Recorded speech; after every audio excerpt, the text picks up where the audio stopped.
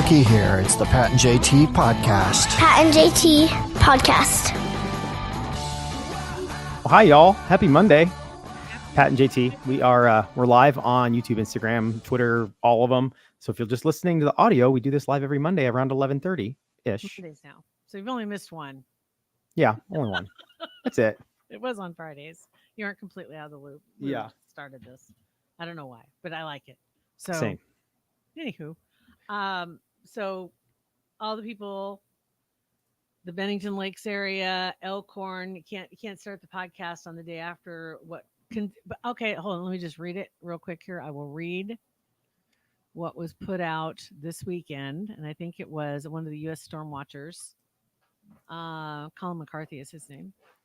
And it says, not only is Omaha, Nebraska tornado, the Omaha, Nebraska tornado, the highest VROT this year. So I had to look that up. What's a VROT?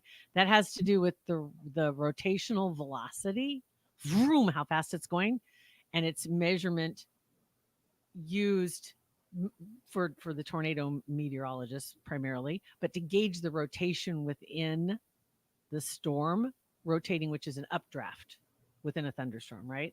So that's where things get really cray. And so he said, just looking at that, it's in the top 20 VROTs of all time. Wow. I didn't know that. VROT of over 112 miles or KTS. So I have to look that up. It's not miles per hour. But anyway, so Omaha may have just seen one of the strongest tornadoes in U.S. history based on the radar data. Wow. That is incredible. I had no idea. I missed that. I don't know, how does it hold up with the one that went through Harlan, Iowa, and other places in Iowa, Minden, where they're saying that one preliminarily was listed as a F5, and the one here was listed as an F4. Yeah, I always thought that like F5 just meant like what you just described would have been an F6. You know what I mean? But yes, ours was an F3. So I don't know what goes into rating those. I'm not really sure, because at the time they were saying, it was F4 and then F5, but they said they might be downgraded. But F5, it has to be over 200 miles an hour, and that's what they were saying the one in Iowa was. Okay. Man, that's crazy. So, there's and the fact that we had that, and I think it's our advanced warning systems that we had, and people listened and paid attention, and lucky that it hit. Nobody was killed in the Omaha area. That's unbelievable. Which is really crazy. There was a post to, let me see if I can find his post. Jim Flowers put it out. He posted this yesterday. He said, I hesitate to post this, but it's irresponsible not to. Given our current situation dealing with storm aftermath and debris cleanup, I'm posting this. So he, as weatherman for life, right? He says a first look at severe weather late Tuesday indicates both tornadic and high hail wind potential coming up. That's what he's talking about this next week. And it's imperative that those in charge have an action plan to get people in the affected areas to shelter. And he says, I'm not just posting this, like preliminarily or being hyper, we got to watch this. He says, I'm wrestling with this post because of the sensitivity and because of the way the severe weather is. He says, sometimes lead time is what's so important. But he was talking also about a post that many years ago that he kind of had some, as a weather person, I'm sure it weighs heavy when there is serious severe weather. If you don't get the information out quick enough. Yeah, I'm sure. You wish you would have, but I'm sure there's also the hesitancy of you don't want to be crying wolf. Yeah. Well, and anymore, I get it. They get weather people get a lot of grief. If they don't predict it right, you're a loser. You can't do this. You don't know your job. But like, it's so unpredictable. And there's so many tools to help them. And it's like, it's nature. Like there's nothing, you can't be perfect. You can't. And when he posted that, I didn't understand the context, because I thought, well, why would he feel bad about posting this? It's just giving people more advance notice. But now I understand. So he says, I wrestled with the post because of the sensitivity of severe weather at this point. But he says, he says something about he's probably not going to post again until 24 to 36 hours out, which would probably be today, because tomorrow is supposed to be, I think this must have been on Saturday. Tomorrow is supposed to be like near 80. Yeah. After 3 o'clock, it could get lit again. Comes back in Tuesday, Wednesday, Thursday. And then we'll have a repeat of that again going into or sometime in the weekend. that this heating up, and then but it's talking to people this, and I was out there this morning with a lot of other people, and we were out there. I was helping make breakfast, because I'm a cook. So, Yeah. but I will tell you, we made 250 breakfasts this morning. Fine sausage, scrambled eggs. We made biscuits and gravy and French toast. And I'm Nice. Blackstone sitting in a parking lot, and and also prepped 32 pork roasts that are in the oven as we speak, getting ready. They were prepped to put in the oven this morning. Also, That's my awesome. from working on those videos. I'm gonna hate myself tomorrow, but it had a great group. Just out there working on that stuff, and getting things, getting everybody together, and you realize everything kind of falls into a sync. Everybody gets together. Saturday was chaotic. Saturday they were putting the call out early, and a lot of people met at the Relevant Center out in Elkhorn. Also, you got Bennington Lakes, West Shore. I mean, Waterloo to Bennington. Yeah. Yeah. The outpouring of support, and it's not shocking. I mean, it's cool. It's really cool to see that our community did exactly what we thought that they would do in a situation like this. Like, it's not a surprise to us around here. It's just really awesome to see people following through. Just wrote in and said, Pat, have your father on to tell the story of watching the tornado. I know I should. And I was going to tell this story because I don't know all the details of it, but that's why he wants us to have your dad on. Probably. Yeah. He used to come on once a year and sing happy birthday to us. He doesn't do that anymore. I know he's asking. So maybe we'll bring him on next week or whatever, sometime this week to talk about it. Yeah. It missed their house. They were right in the path. I don't know how their house didn't get hit. It went right through their yard and turned. They were from crib notes. What is it? Cribs notes. Anyway, whatever. My summary in my head that I have from the story that they told me, because I had called right when I left work and the sirens were going off. Cliff's Notes. There we go.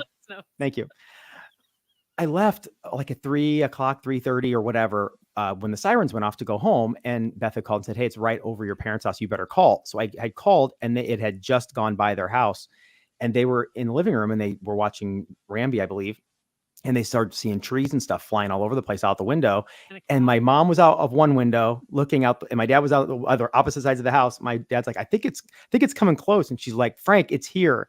And it was in their front yard. And they don't have a basement. So they ran to the hallway ish, but it turned at the corner of the yard and went through the other part of the grass and didn't hit the house, and then just skipped over, and neighbors' houses were, destroyed. And it was, it was intense. So he would be much more colorful in telling that because he knows all the details.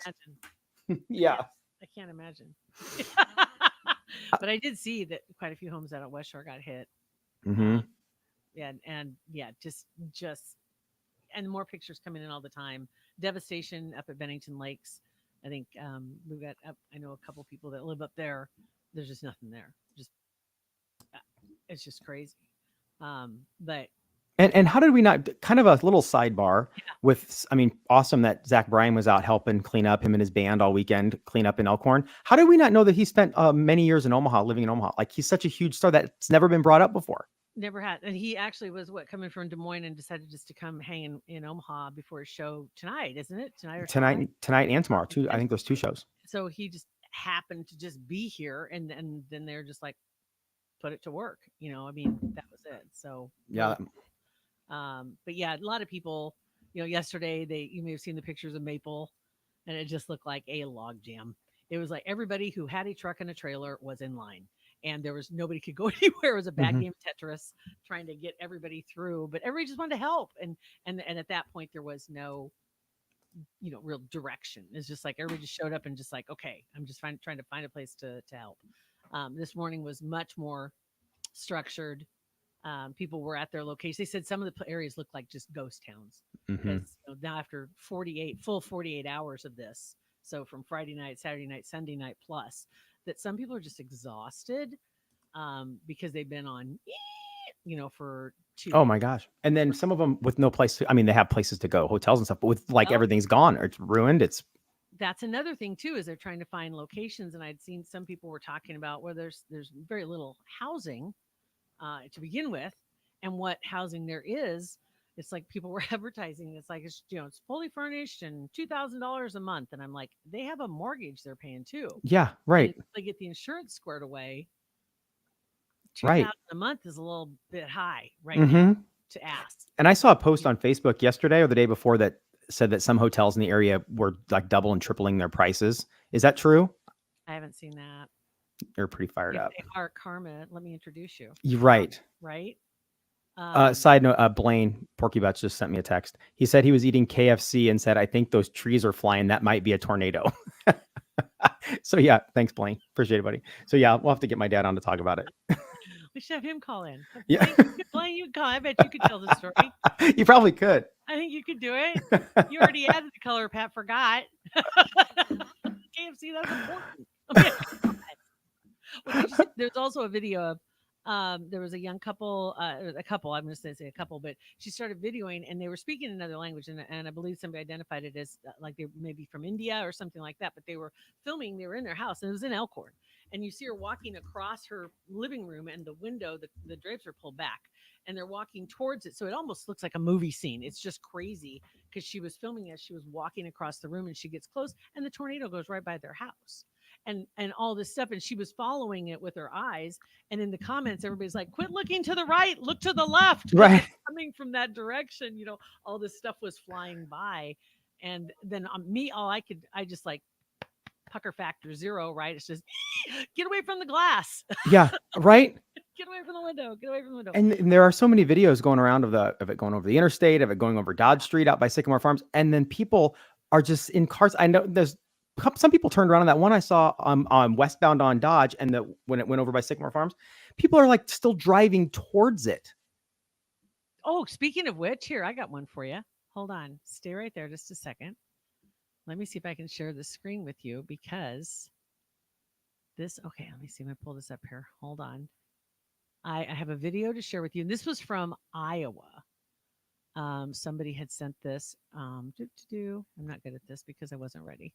I just sent the link to Blaine just in case he wanted to hop in here real quick. Right? Hop in. All right. So here we go. We're going to make this one and watch. See if you've seen this one. It has no sound. Oh, I have. This is crazy. This is a storm chaser. And he was just driving down the road. And all of a sudden, and this is about. Yeah. There you go. What? Yeah. I mean, yeah. I had. That's a what? Uh-huh. Mm-hmm. I know. So he's continuing on. I think it had to just like freak him out. This is like 45 seconds, but there's no sound on this. I wish there was. I mean, can you imagine just driving in that? And look at all this stuff that's just like.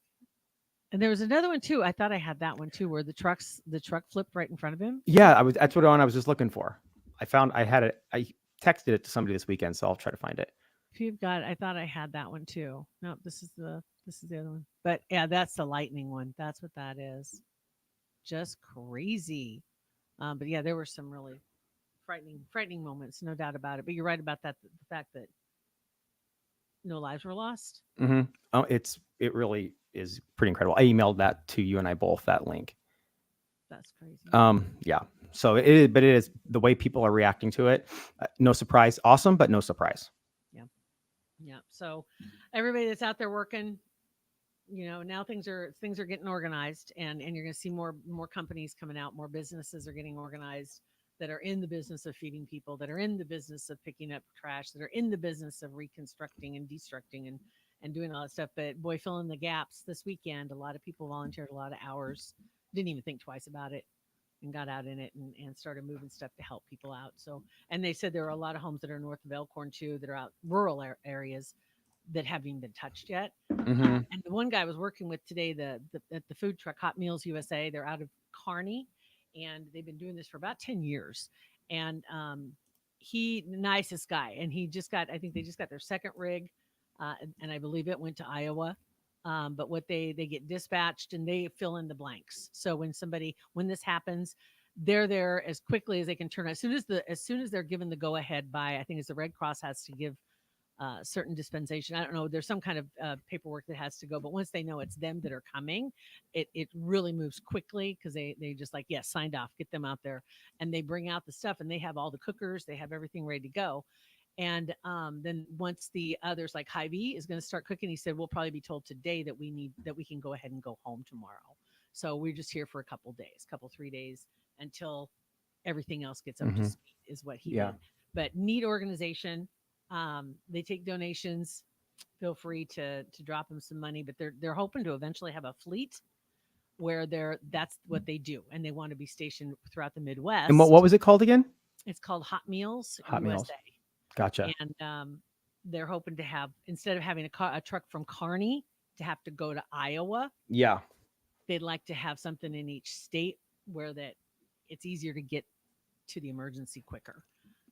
Which just makes sense. Yeah. And this was, and then you had Oklahoma, right? And Oklahoma just got demolished as well. A couple of those, was it Sulphur, Oklahoma? Sulphur, yeah. It was flattened. And at night too. I mean, even more terrifying. Every time you see a flash of lightning, the tornadoes advance somewhere else. Blaine Texan said he can't. They're busy at the restaurant prepping meals for Operation Barbecue Relief, which I'd never heard of that organization before. OperationBarbecueRelief.org. I'll share that link in the description and everything for people to check it out. See, that's what he's doing right now is exactly what Dick was talking about. The guy with the Hot Meals USA. It's like once the locals get on their feet, then we can head home. But we're just here to get things, to kind of cover up for them and get past the shock, and because even if you weren't physically involved in it, like your house wasn't damaged or a family member's house wasn't damaged, it's like to see that happen in your town. It's shocking because we're watching it live. 90% of the people were watching it live on some probably seven. Social media or something. And you're seeing it real time. You're watching.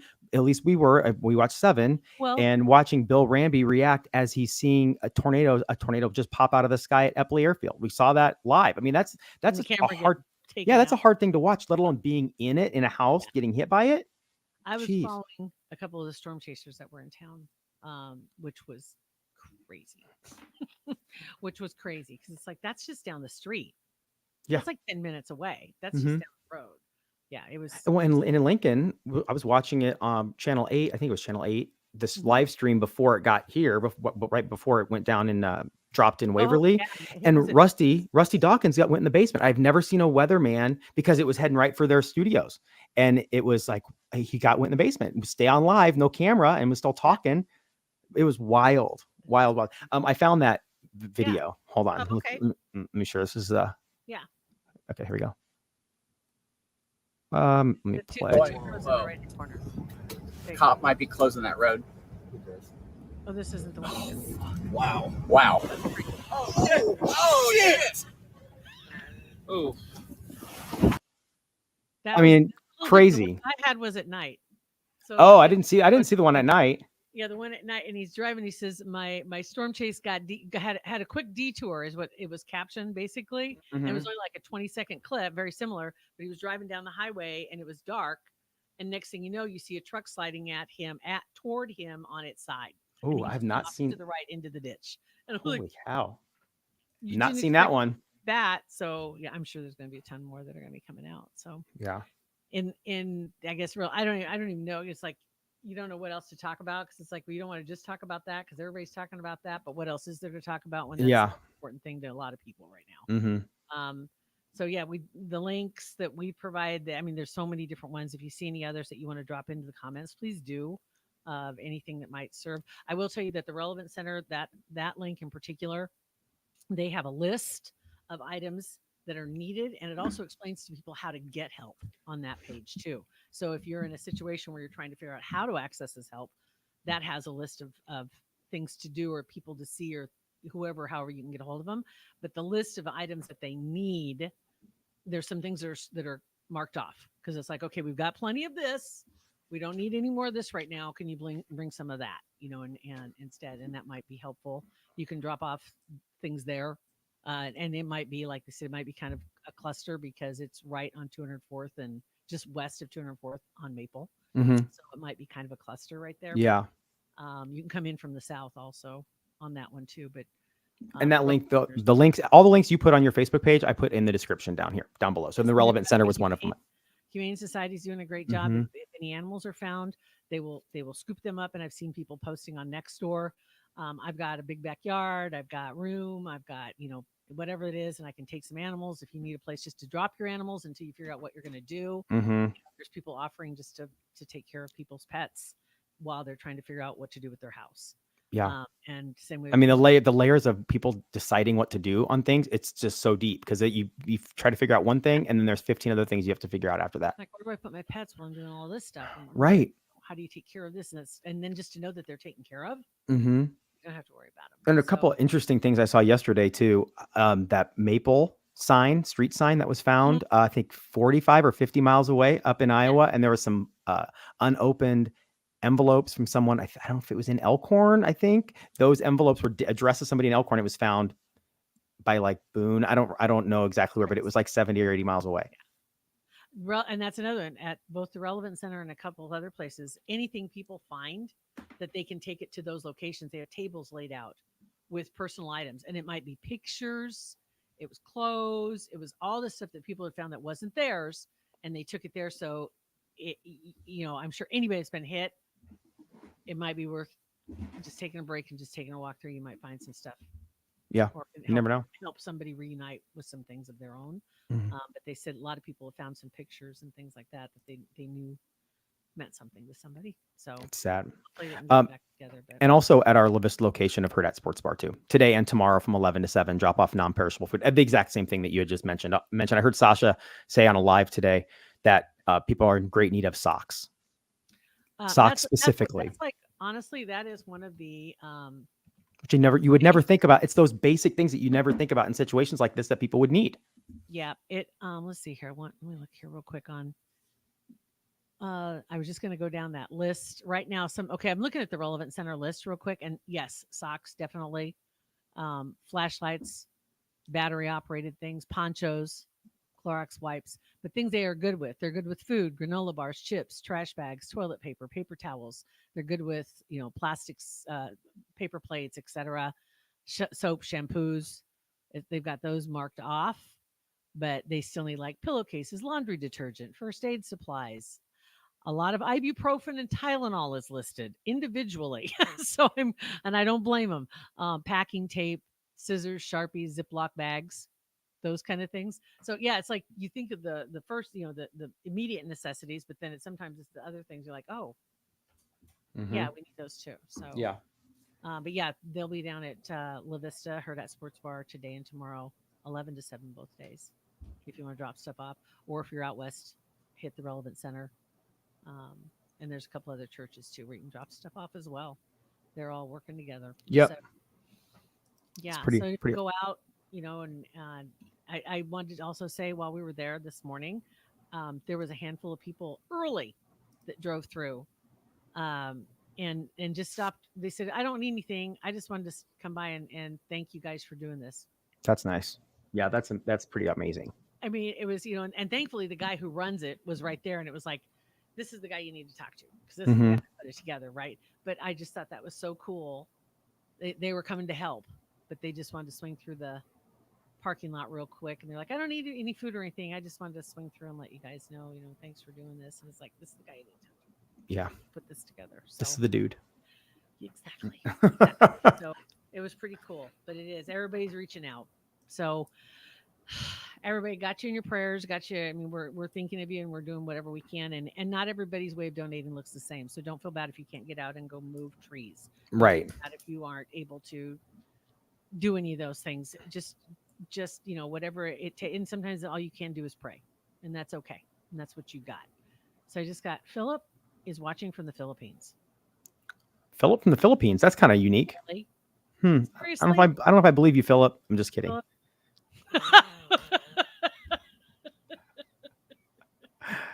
Thank you. Appreciate that. Anyway, yeah. So I guess I don't know what else. I mean, I think that's all. I mean, we really can't talk about anything else. Like it was such an unbelievable weekend, and the response has been so unbelievable. It's like we can't really pivot and start talking about the Royals or anything. My dumb stories. No. Yeah, we'll save those for later, for tomorrow. For later this week. Yes. Hopefully tomorrow, no storms. Yes. Maybe just a little rain. That'd be okay, but none of that stuff. Sweet. So, All right. Well, take thank care, you. guys. Thanks, guys, for commenting. Make sure you rate, review, and subscribe to our podcast, and it helps everybody else find it. We appreciate it. We'll see you back here Monday live on YouTube, Twitter, Facebook, whatever. But then tomorrow on our pod. Have a great one. See you. Pat and JT Podcast, a Hurrdat Media Production.